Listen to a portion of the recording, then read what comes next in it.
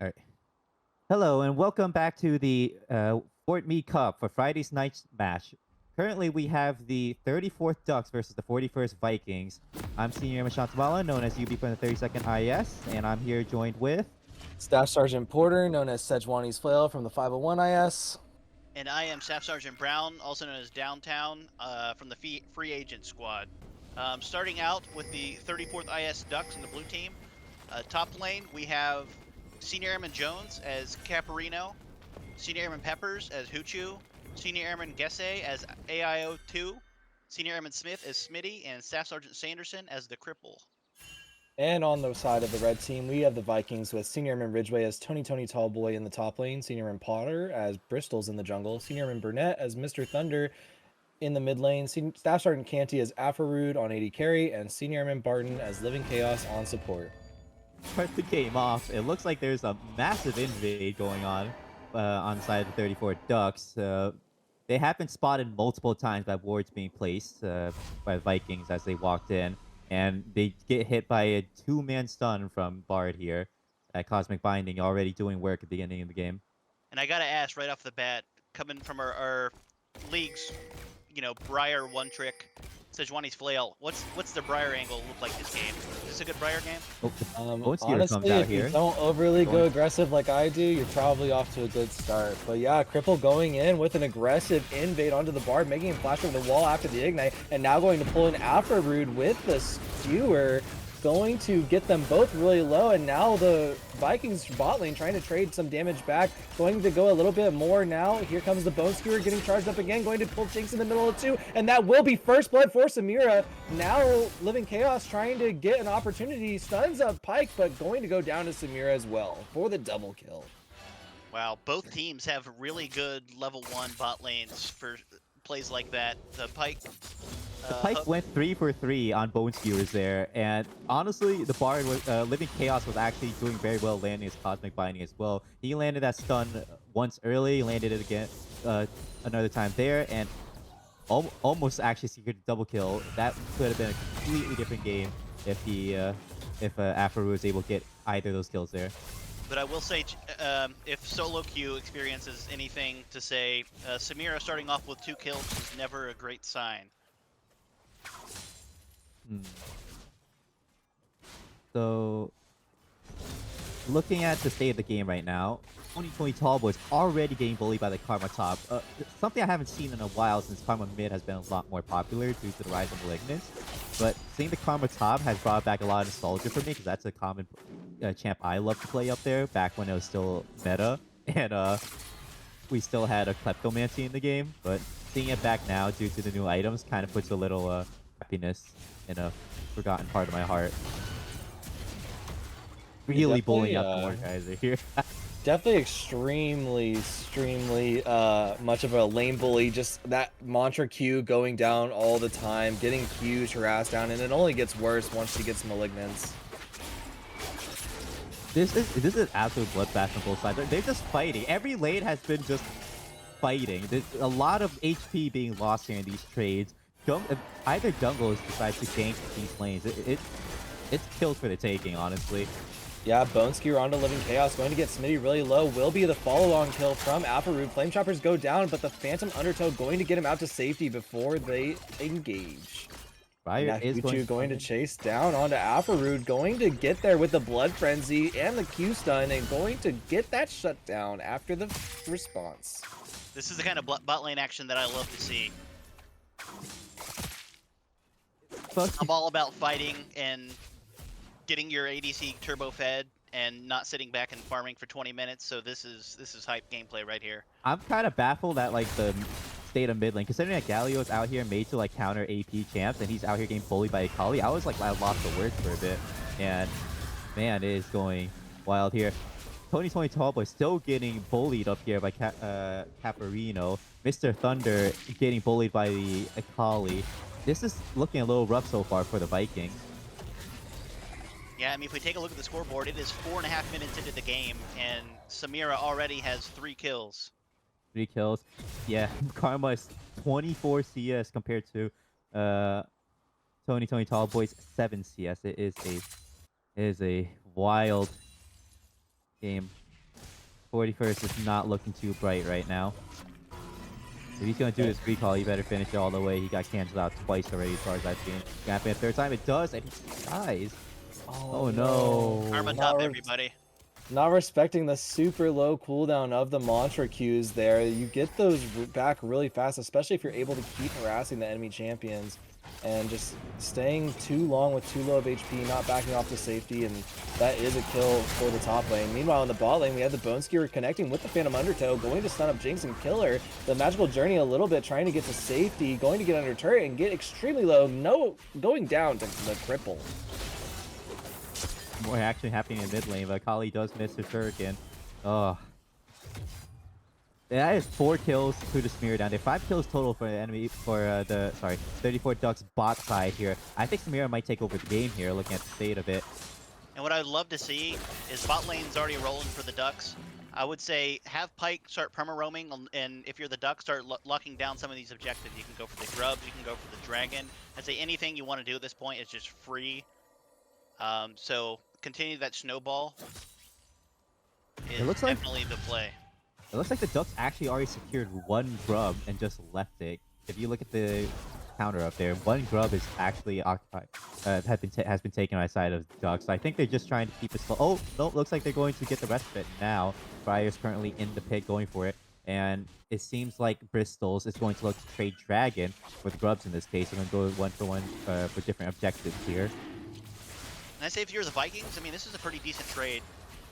You know, you start dragging, stacking early. You can sneak this dragon as Nocturne, and maybe you have a win con with a dragon angle. So overall, pretty good trade. I think based on like the current state of the game and with the early grubs, 34 Ducks, it may be in their favor right now to look to end the game relatively early with the kind of advantage. Tony Tallboy does actually put Caparino into the death realm and will take him down. And speaking of win cons, I mean, Mordekaiser's definitely a win con. I think that champion's extremely 1v9. So him getting a kill right there is, you know, you can play around Mordekaiser. He is 27 CS down, yet he was able to actually just rate up the Karma in the 1v1 no contest.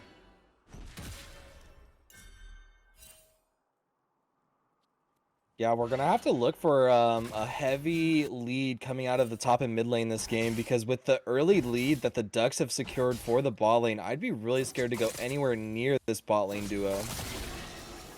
Galio is going to go in on the Akali here.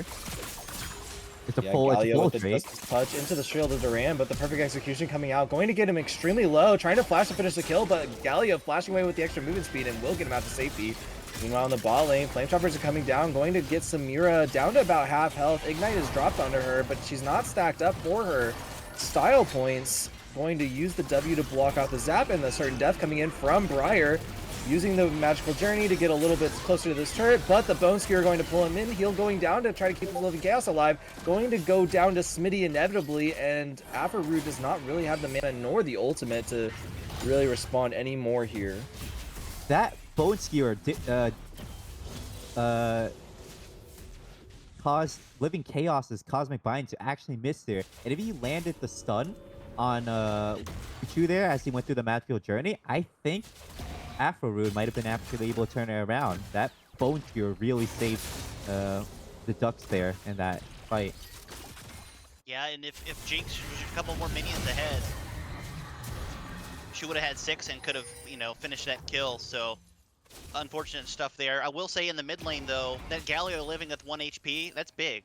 You know, you never wanted Akali to steamroll and start getting early advantages, you know, especially before 10 minutes. So him living is really good stuff for the Vikings. Second time he's made out low HP too. I've seen that trade like twice now. It's surprising considering that Galio is supposed to be the AP bull, well, the magic bully. Yeah, going in with the hero, the Justice Punch into the Shield of Duran, not able to do much more, locking down AOI. He's going to go back in with the perfect execution, going to get extremely low. Mr. Thunder going to take him down for the 400 gold, and going to die in exchange. Triple here. Bot lane coming in, looking for an opportunity, going to flash in with the Phantom Undertow, not able to do much more. Ignite did get dropped, but the spell shield will come out for the Samira Q to keep him safe from the execution. That was a pretty well executed gank from the Vikings. You know, you got the Nocturne ult coming in on top of the Galio taunt.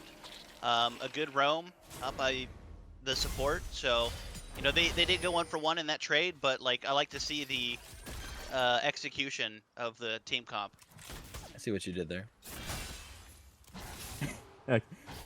Samira out here actually being the first player to finish an item here. Smitty has a full collector under his belt right now. He is a freaking menace. When he starts getting more kills on the bot lane, starts snowballing with that bonus gold from collector, that is going to be an absolute danger for the Vikings here. Bonesphere does hit here.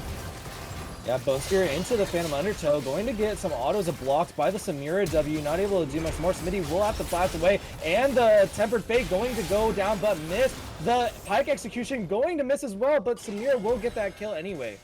That death from below, if that got the reset off here, this Ooh. Bard might not be standing here right now. Yeah, pretty scary. Kind of an unfortunate bar Tempered Fate there. If he could have held on to it just for a little bit longer for Bristles to roam down. Nocturne not having that ultimate available yet either, but there's potential with the Bard ult to catch the bot lane of the Ducks with a well-timed Nocturne ultimate. The Paranoia, there's play potential to be made on that one. Unfortunately, the Bard ult was slightly mistimed, but you can still come back from this if you're the Vikings.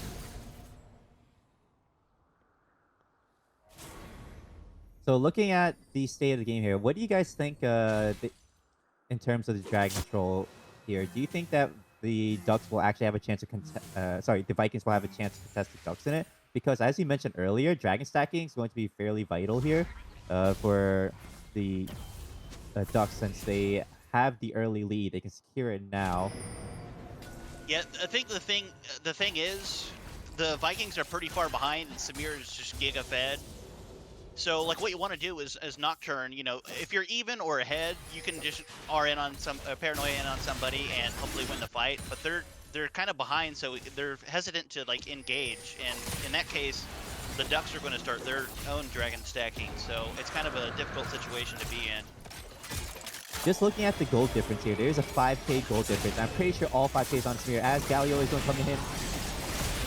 Oh my god, huge fight coming out. We're going to get people extremely low. Number 1, number 2, number 3 going down. Mr. Thunder being the third one over there. Tempered Fate not able to do anything to keep people alive. Meanwhile, in the top lane, we do have the Realm of Death going down onto Karma. Not able to even get closer, just getting kited away and going to get taken down here.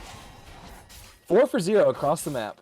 The Inferno trigger from the Sped Samira with the Collector is not to be trifled. That is murder. That's the only reason I lost the fight, just because of the early lead Samira gathered throughout the laning phase. That 7-1 Samira is an absolute menace. There's a 7k gold difference between both teams.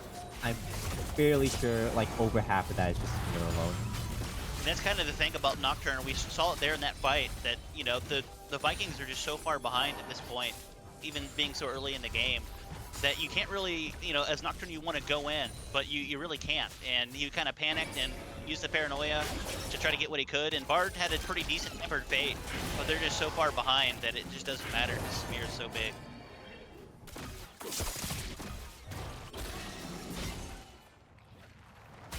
Still a lot of action going on between the lanes, despite how brutal it is. You would think that the Vikings here would be playing a little bit safer, but I'm still seeing Mr. Thunder going in for heavy trades against Aoi over and over.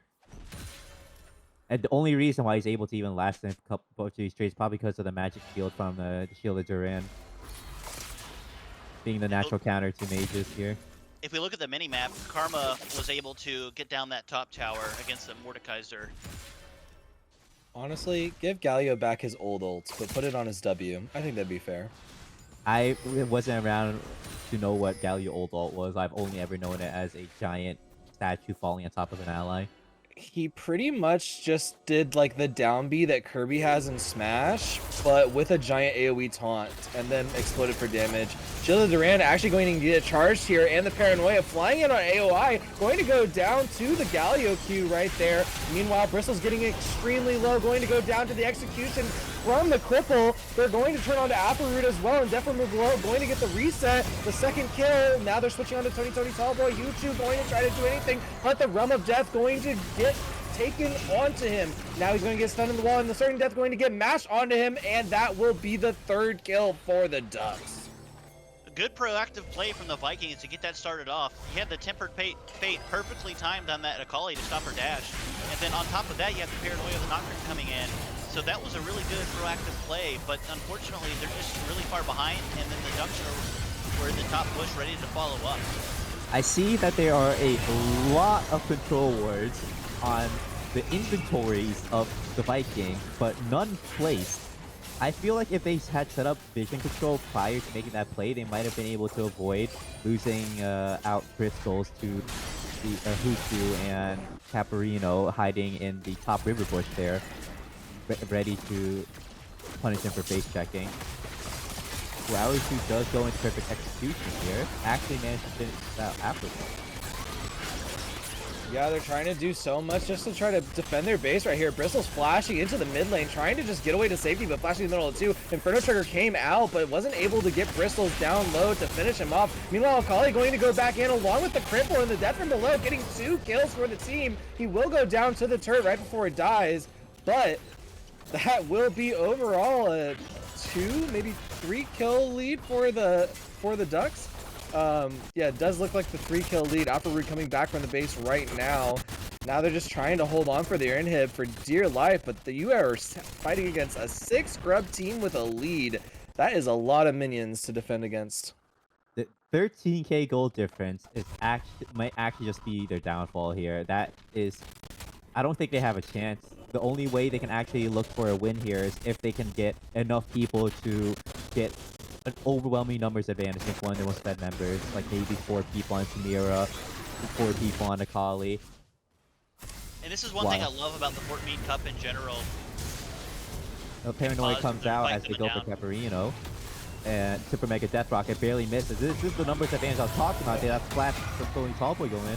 Yeah, Caparino trying to kite this out the best he can, is going to get Tony Tallboy extremely low, only needs to hit one more Q, does miss it, going to get feared out by the Nocturne, and Big Bristles will take him down. Huge turnaround from Bristles and Tony Tallboy. Now in the mid lane, they're trying, and the Death Below getting the 2 kills, going to switch on to Living Chaos now. He's trying to get out of the magical journey, Phantom Undertow not able to do anything, but the Bone Skewer will, and that will be a Blood Frenzy coming down, and Death from Below going to help with that 3rd kill. Man, this Pike pick really paying dividends, and this goes back to what I was trying to say earlier, is one thing I really love about the Fort Meade Cup, you know, compared to like the LCK, the LCS, where there's just another pause here. Yeah, Tallboy is going with Tony Tallboy. Will get a huge shutdown, 900 gold onto Smitty right there. Meanwhile, Huchu going to stun up against the wall, going to drop the Blood Frenzy and heal up to kill Mr. Tallboy. I hate to see it. If his Indestructible came back up, the Mordekaiser's shield, he definitely would have won that against Huchu here. I'm wondering what the cooldown on that was, to be honest. Look, I'm just saying, if this was me on Briar, wow, I'd be 0-9 and 4 instead of 4-0 and 9. Yeah, I don't know exactly what you're going to say, Brown, but I will say that I did get some insider information from Mr. Archangel, resident eSub support for the Ducks last night, and his major feedback to the Ducks was, you guys are a bunch of solo queue players that are doing 1v1v1v1v1s across the whole map and just hoping it will work. So yeah, I just think that a lot of these teams are really good, just need to come together with a little bit of teamwork, get a little bit of communication under their belts. But, you know, it really could be anyone's game at most points. I think right now it's a little one-sided. We have Paranoia going down in the top lane, trying to get AOI really low. Death Realm going down, Perfect Execution Part 2, going to actually get Mordekaiser extremely low and get the return kill. Now Bristle's trying to do anything, but is about to get queued by the Akali. Will go down for the double kill. Meanwhile, in the mid lane, we're just breaking open the base, trying to get the last inhibitor turret. Mr. Thunder going to get bone skewered out of his Justice Punch and not able to do much more. That will be the Huchu going in, trying to chase down with the Blood Frenzy, but not able to do much more. Super Mega Death Rocket will go wide. And that should be the end of the game for the Ducks as they break their 0-6 record and Well rise played. up to the whopping place of 7th place, And to 1 and finally finish 6. my point, you know, sometimes you don't have to have a 5-man wombo combo team comp. So, you know, if Smitty's like, hey, I'm really good at Samira, or the Cripple's like, hey, I'm really good at Pike, let's just Yeah. run it. That's exactly what happened. Well played by the Ducks, you know, playing comfort picks, playing snowball champs, and just absolutely running the game. Perfectly played. Well done. Yeah, overall, really great game. It does not look like we have any resident 34th players in the chat to pull up for an interview this game. So I think we'll just do some closing thoughts and then get ready for the next one. Closing thoughts. I'm friends with the top laner from 41st, so you know I'm somewhat biased towards him, but I also know that they aren't the best performing team, and I I'm happy that they're here able to play and just chill for the fun of it, you know. 34 Ducks here. The comment from Archangel, honestly, that you mentioned earlier, I think that kind of rings true based on how it felt playing against them earlier this season, because they have some good, they have some decent mechanics on their own. Um, but when it comes to like actual team coordinated environment where they're in a 5-on-5 fight, they kind of get absolutely crushed. I Yeah, will say too, I've seen Living Chaos play Bard quite a few times already this season, and he's really impressed me. Like that level 1 was super close. It could have went either way. mhm. Unfortunately, Samir did get a double kill, and then you know it's kind of GG at that point. Let's be real here, but you know there is angles, and they did you know show aggression and setups and played their comp to the best of their ability. You know pretty well. You know despite being a lot of gold down, but there was an angle. So you know, a lot of respect to the Vikings. You know, GG. But this time, Samir diff. Yeah, I'm gonna say it one more time. Both of these teams have been showing for multiple games just how close they can inch towards these victories. I'm glad to finally see one of them finally get their victory. I am still going to keep rooting for it for the Vikings. I know they can do it.